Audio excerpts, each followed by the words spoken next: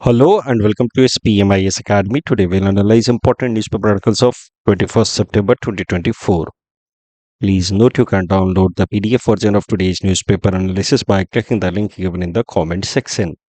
This is the list of the topics that we'll be covering from today's newspaper. The first article is about Fact Check Unit. Bombay High Court has struck down this fact check unit of the central government. देखते हैं क्या है ये fact check unit. This topic is useful from our syllabus GS paper 2 Indian polity point of view. सबसे पहले थोड़ा समझते हैं फैक्ट चेक यूनिट है क्या. देखिए, इसी साल मार्च महीने में भारत सरकार ने फैक्ट चेक यूनिट, जो एक ऑलरेडी एग्जिस्टिंग एंटिटी थी under press information bureau of government of India, तो फैक्ट चेक यूनिट ऑलरेडी 2019 से एग्जिस्ट कर रहा है. उस फैक्ट चेक यूनिट जो भारत सरकार के प्रेस इंफॉर्मेशन ब्यूरो के अंतर्गत काम करता है, उसके पावर्स को खूब सारा बढ़ा दिया इस साल मार्च 2024 में. पहले भी ये फैक्ट चेक यूनिट था. It existed since 2019 under PIB of government of India. PIB Bharat सरकार की एजेंसी है जो लोगों तक खबरें लेकर के आती है. आप पीआईबी साइट पे जाकर के अलग अलग जो डेवलपमेंट्स हैं उनके बारे में पढ़ सकते हो. खासकर भारत सरकार द्वारा लाई गई जो इनिशिएटिव्स हैं उनके बारे में देख सकते हो. तो अपडेट्स भारत सरकार की तरफ से जो आता है वो लाती है भारत सरकार की ये एजेंसी पीआईबी. पीआईबी के अंतर्गत एक फैक्ट चेक यूनिट बनाया गया था साल 2019 में. अभी इस फैक्ट चेक यूनिट के पावर को खूब सारा एक्सपैंड कर दिया गया बाय अमेंडिंग आईटी एक्ट. तो IT, information technology act of year 2000, उसको अमेंड करके उसमें नए रूल्स जो साल 2023 में लाए गए, उसके अंतर्गत फैक्ट चेक यूनिट के पावर्स को ब्रॉडन किया गया. और कैसे फैक्ट चेक यूनिट के पावर को बढ़ाया गया वो भी देखते हैं. तो अब क्या था, as per the new powers of fact check unit of government of India working under PIB, अभी अगर फैक्ट चेक यूनिट को लगता है कि कोई भी इंफॉर्मेशन भारत सरकार से संबंधित सोशल मीडिया साइट्स पे गलत है, फेक है, तो उसको वो हाईलाइट करेगा कि ये इंफॉर्मेशन गलत है, भारत सरकार की तरफ से ऐसा कुछ भी नहीं इन्फॉर्म किया गया है, आप जो सोशल मीडिया वेबसाइट पे आप चला रहे हैं ये गलत इन्फॉर्मेशन है. कई दफ़ा आप देखते हैं ना ऐसे न्यूज़ कि भारत सरकार ने लोगों को 15 लाख रुपए देने का वादा किया. ये सब चीज़ें मान लीजिए, तो कोई भी ऐसी खबर जो भारत सरकार के तरफ से दिखाई जा रही है कि भारत सरकार ने ये रिलीज किया है, बट वो खबर अगर गलत है तो उसको रेज करेगा उस इशू को फैक्ट चेक यूनिट. वो खबरें जो सोशल मीडिया साइट्स पे आती हैं उनको हाईलाइट करेगा, उनको फ्लैग करेगा फैक्ट चेक यूनिट. और एक बार जब फैक्ट चेक यूनिट इस तरह की खबरों को फ्लैग करेगा तो फिर जो ऑनलाइन इंटरमीडियरीज हैं, यानी कि जो सोशल मीडिया साइट्स हैं, फेसबुक, ट्विटर, ये सब, इनको क्या करना होगा, इस कंटेंट को हटा. इंस्टाग्राम, अब तो ट्विटर का नाम बदल करके एक्स हो गया है, तो फेसबुक, इंस्टाग्राम, एक्स, इन सबको ये कंटेंट रिमूव करना होगा once the fact check unit has flagged a particular news as fake या फॉल्स. तो मैं एक बार फिर से रिवाइज करा दूं. भारत सरकार की एक यूनिट है फैक्ट चेक यूनिट, बनाई गई under PIB, news agency of government of India. साल 2019 से चल रही है ये फैक्ट चेक यूनिट. इस फैक्ट चेक यूनिट के पावर को खूब सारा ब्रॉडन किया गया साल 2024 में, जब कहा गया कि फैक्ट चेक यूनिट अगर किसी भी न्यूज़ को कह देता है कि फॉल्स है, फेक है with respect to government of India, तो उस न्यूज़ को फिर सोशल मीडिया साइट से हटाना होगा, उस सोशल मीडिया वेबसाइट को या उस मैनेजर को. तो ऑनलाइन इंटरमीडियरीज जैसे कि ट्विटर यानी कि X, Facebook, Instagram will have to remove that content associated with the government if the fact check unit raises it as a false या फेक. मैंने आपको पहले ही बताया कि फैक्ट चेक यूनिट के पावर को जो एक्सपैंड किया गया, that was brought by bringing up a new rule under information technology act of year 2000. तो इसी इंफॉर्मेशन टेक्नोलॉजी एक्ट के अंतर्गत एक नया रूल लाया गया जिसके अंतर्गत फैक्ट चेक यूनिट के पावर को एक्सपैंड किया गया. अब फिर ये जो फैक्ट चेक यूनिट के पावर को जो एक्सपैंड किया गया, इस ambit expansion of fact check unit को चैलेंज किया गया बॉम्बे हाई कोर्ट में कि कहीं ना कहीं ये जो नया पावर है फैक्ट चेकिंग यूनिट का, ये freedom of speech and expression को वायलेट कर रहा है. क्योंकि सोशल मीडिया साइट्स पे हम कुछ भी लिखेंगे भारत सरकार से संबंधित, क्योंकि डेमोक्रेसी के अंदर डिसेंट यानी कि criticism, constructive criticism of the government is an integral aspect with in democracy. तो अगर सोशल मीडिया साइट्स पे हम कुछ भी लिखते हैं भारत सरकार से संबंधित कि सरकार ने ऐसा ऐसा किया, यहाँ पे ये गलतियां की हैं सरकार ने, कंस्ट्रक्टिव क्रिटिसिज्म भी करते हैं, which is integral aspect of democracy. तो भी हो सकता है कि फैक्ट चेकिंग यूनिट जो है उसको false news, fake news declare कराए और सोशल मीडिया साइट से उन सारे कंटेंट को रिमूव करवा दे। तो इस ग्राउंड पे इसको चैलेंज किया गया इन बॉम्बे हाई कोर्ट, जहां कहा गया कि this fact checking unit might infringe upon the fundamental right guaranteed by the Constitution of India under Article 19(1)(a), that is freedom of speech and expression, and which is very important in order to maintain the democratic fabric of the Indian political system. तो फिर उसी सुनवाई करते हुए, इसी case की सुनवाई करते हुए बॉम्बे हाई कोर्ट ने इस फैक्ट चेकिंग यूनिट का जो एक्सटेंडेड पावर था, जो हिस्सा लाया गया जहां पे वो किसी भी न्यूज़ को फॉल्स या फेक डिक्लेयर करा के फिर उसको स्ट्राइक डाउन करा सकता था, बॉम्बे हाई कोर्ट ने इस power of fact checking unit को स्ट्राइक डाउन कर दिया as unconstitutional. Bombay high court का कहना है कि this extended ambit of fact check unit is curtailing individuals freedom of speech and expression. और आपको ये भी तो पता ही है वैसे कि none of the fundamental rights are absolute in nature. All fundamental rights are subjected to some reasonable restrictions, especially जो आर्टिकल 19 में जो तमाम फ्रीडम के राइट्स दिए गए हैं, they are subjected to reasonable restrictions. जैसे आर्टिकल 19(1)(a) में कहा गया freedom of speech and expression it has been subjected to reasonable restrictions mentioned under article 19(2). Public order, morality, decency, ये सब मेंशन किया गया है 19(2) में। बट बॉम्बे हाई कोर्ट का इस पर्टिकुलर केस में ऑब्जर्वेशन था कि ये जो फैक्ट चेक यूनिट है, ये जितना रिस्ट्रिक्शन लगा रहा है over freedom of speech and expression, that is beyond reasonable limits. तो जो भी रीजनेबल लिमिट्स मेंशन किए गए हैं आर्टिकल 19(2) में, उससे ज़्यादा ये लिमिटेशन लगा रहा है। एक बार फिर से देखिए, आपको याद है बेसिक पॉलिटी के concepts, article 19(1) guarantee 6 fundamental rights. उसमें से सबसे पहला है 19(1)(a) freedom of speech and expression. उसके अलावा 19(b) peaceful assembly, 19(1)(c) right to form association, union, cooperative, 19(1)(d) right to move freely throughout the territory of India, 19(1)(e) to reside और settle in any part of India, and 19(1)(f) was deleted, 19(1)(g) practice any profession. But ये सारे right जो हैं absolute nature के नहीं हैं, इन पे थोड़े से रीजनेबल रिस्ट्रिक्शंस दिए गए हैं which have been mention under article 19(2). For example, sovereignty and integrity of India, security of the state, ये सब चीज़ें रीजनेबल रिस्ट्रिक्शंस के तौर पे दी गई हैं। बट कौन तय करेगा कि जो रिस्ट्रिक्शंस हैं वो रीजनेबल हैं कि नहीं? तो रिस्ट्रिक्शंस लगाए जाएंगे on freedom, fundamental rights through a law made by the parliament या थ्रू एग्जीक्यूटिव ऑर्डर, बट वो रिस्ट्रिक्शन रीजनेबल है कि नहीं, in line with the spirit of the constitution, वो तय करेगी जुडिशियरी। और इस केस में जुडिशियरी ने तय किया है कि आप जो रिस्ट्रिक्शन लगा रहे हैं with help of this fact checking unit, restriction on freedom of speech and expression guaranteed under article 19(1)(a), ये restriction जो है वो reasonable limit से ज़्यादा है, and that is why such restriction cannot be justified as constitutional, और इस कारण से इसको स्ट्राइक डाउन कर दिया है बॉम्बे हाई कोर्ट ने। I just hope you are getting the point. एक बार जल्दी से रिवाइज करा दूं, फैक्ट चेकिंग यूनिट भारत सरकार की एजेंसी अंडर PIB 2019 से काम कर रही है। उसके पावर को एक्सटेंड किया गया, जहां पे अब सोशल मीडिया साइट्स पे हम कुछ भी लिखते हैं सरकार के अगेंस्ट, तो उसको वहां से रिमूव करवाया जा सकता है। बॉम्बे हाई कोर्ट ने हाल फिलहाल में इसको सुनवाई करते हुए, इसके फैक्ट चेकिंग यूनिट के नए पावर को सुनवाई के अगेंस्ट सुनवाई करते हुए कहा कि ये जो पावर है it is violating individuals right to freedom of speech and expression guaranteed under article 19(1)(a। Bombay high court ने यह भी कहा कि हाँ, ये बात सही है कि इन राइट्स के ऊपर थोड़े बहुत रिस्ट्रिक्शंस लगाए जा सकते हैं रीजनेबल तरीके से, लेकिन ये जो रिस्ट्रिक्शन इस केस में लगाया गया है ये रीजनेबल लिमिटेशन से ज़्यादा है, इसी कारण से इसको अनकॉन्स्टिट्यूशनल डिक्लेयर कर दिया गया। Freedom of speech and expression के ऊपर यूपीएससी ने साल 2014 में ये प्रश्न पूछा था मेंस में, काफ़ी डिटेल में प्रश्न पूछा था। मैंने हिंट्स भी दे रखा है, पहले खुद से आपका अटेम्प्ट करें और फिर हिंट से आप कंपेयर कर सकते हैं to get some more points. The next article is about Armed Forces Special Power Act. This topic is important from our syllabus GS paper 3 internal security point of view.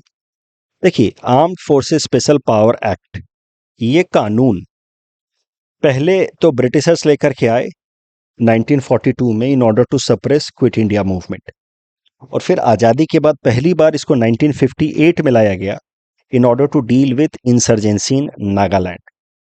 ये कानून जो है वो हमारे आर्म्ड फोर्सेस को extraordinary power देता है in order to restore law and order in a disturbed area. तो इस कानून के अंतर्गत अगर किसी एरिया को डिस्टर्ब्ड एरिया डिक्लेयर कर दिया गया तो वहां पे फिर जो हमारे आर्म्ड फोर्सेस हैं, आर्मी एंड ऑल, उनको एक्स्ट्राऑर्डिनरी पावर मिल जाता है with help of this law. किस किस तरीके के एक्स्ट्राऑर्डिनरी पावर्स मिलते हैं वो जरा देखते हैं।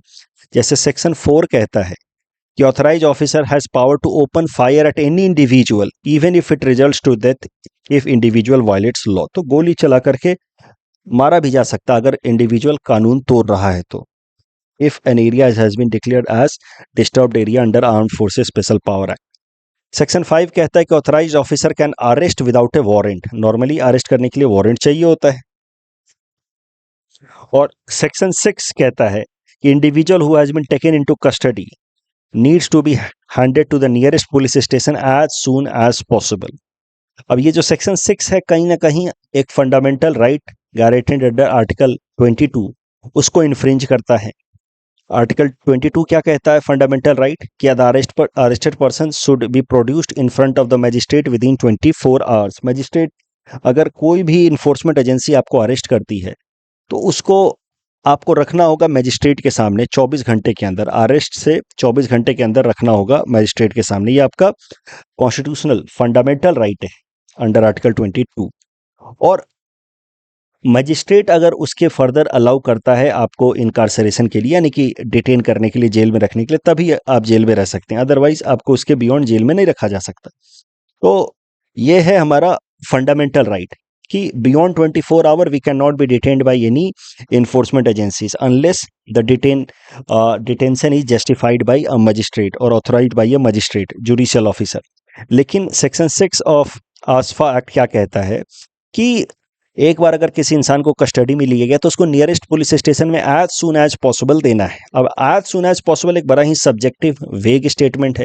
एज सून एज पॉसिबल तो 6 महीने भी हो सकते हैं, 1 साल भी हो सकते हैं।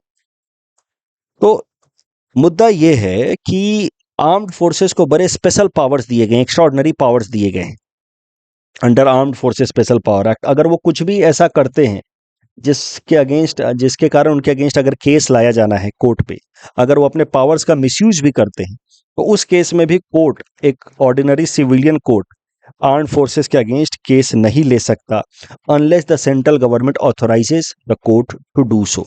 तो मुद्दा यह है कि हमारे सेंट्रल जो फोर्सेज हैं, आर्म्ड फोर्सेज, उनको खूब सारे एक्स्ट्राऑर्डिनरी पावर्स मिले under armed forces special power act. ये तो जरूरी है ताकि किसी भी एरिया में अगर लॉ एंड ऑर्डर डिस्टर्ब हुआ है तो उसको रिस्टोर कर पाए हमारे आर्म्ड फोर्सेस। लेकिन कुछ कंसर्न्स भी हैं, concerns with respect to armed forces special power act, कि कहीं कहीं पे मिसयूज होता है।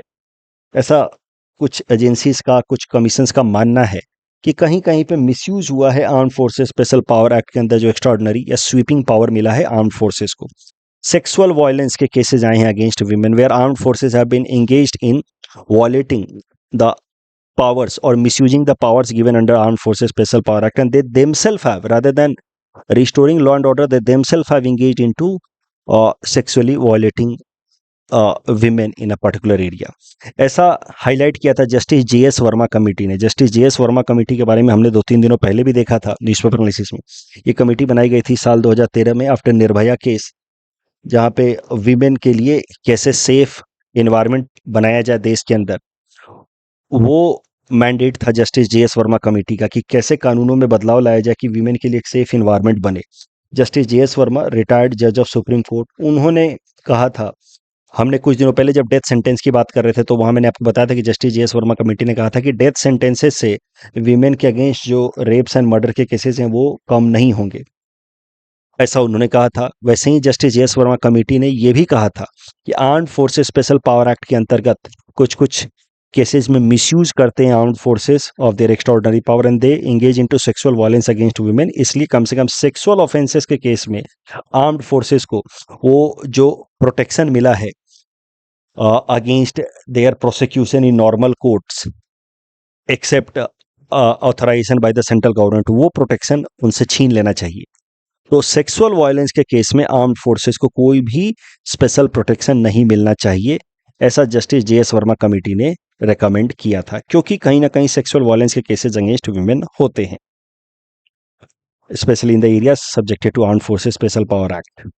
वायलेशन ऑफ ह्यूमन राइट्स, बहुत बार जो ये वाला प्रोविजन है कि one has to hand over to the nearest police station to a detained person as soon as possible, इसका मिसयूज हुआ है, ऐसा कुछ ह्यूमन राइट ग्रुप्स का कहना है कि डिटेन कर लेते हैं आर्म्ड फोर्सेस, 6-6 महीने तक उनको पुलिस स्टेशन में हैंड ओवर नहीं करते, मजिस्ट्रेट के सामने नहीं रखते, misusing this provisions of section 6, उनको टॉर्चर करते, हैरास करते हैं। इकोनॉमिक इश्यूज भी है arm forces special power act से संबंधित, कि जिस एरिया में भी arm forces special power act लगा रहता है, कहीं ना कहीं वहाँ पे इसका मतलब ये है कि लॉ एंड ऑर्डर डिस्टर्ब्ड है, वहाँ पे फिर इकोनॉमिक इन्वेस्टमेंट्स नहीं होते, ग्रोथ नहीं आता, यूथ के लिए एम्प्लॉयमेंट अपॉर्चुनिटीज नहीं क्रिएट होते, इस कारण से लॉ एंड ऑर्डर प्रॉब्लम और डिस्टर्ब होता है, क्योंकि यूथ को जॉब नहीं मिलेगा तो वो फिर से कुछ ना कुछ इलीगल एक्टिविटीज में एंगेज होगा। तो arm forces special power act को लेकर के, उसकी एफिकेसी को लेकर के भी क्वेश्चंस उठे हैं, इकोनॉमिक जस्टिफिकेशन को लेकर के भी क्वेश्चंस उठे हैं। अब करंट न्यूज पे आते हैं। ये जो करंट आर्टिकल आया है, हुआ क्या था कि साल 2021 के दिसंबर में नागालैंड के अंदर तो armed forces special power act applicable है, तो वहां पे ओटिंग रीजन में आर्मी पर्सनल्स ने गलती से 14 सिविलियंस को मार डाला बाय मिस्टेक। उनको लगा कि ये इंसर्जेंट ग्रुप्स हैं, इंसर्जेंसी इंसर्जेंट ग्रुप के मेंबर्स हैं, और गलती से because of the mistaken identity army personnels ने 14 सिविलियन को मार डाला इन नागालैंड वोटिंग रीजन, जहां पे armed forces special power act लगा था। अब armed forces special power act के अंतर्गत आर्म्ड फोर्सेस के अगेंस्ट अगर कोई भी केस लिया जाना है तो उसके लिए पहले भारत सरकार का परमिशन होगा, लेना है।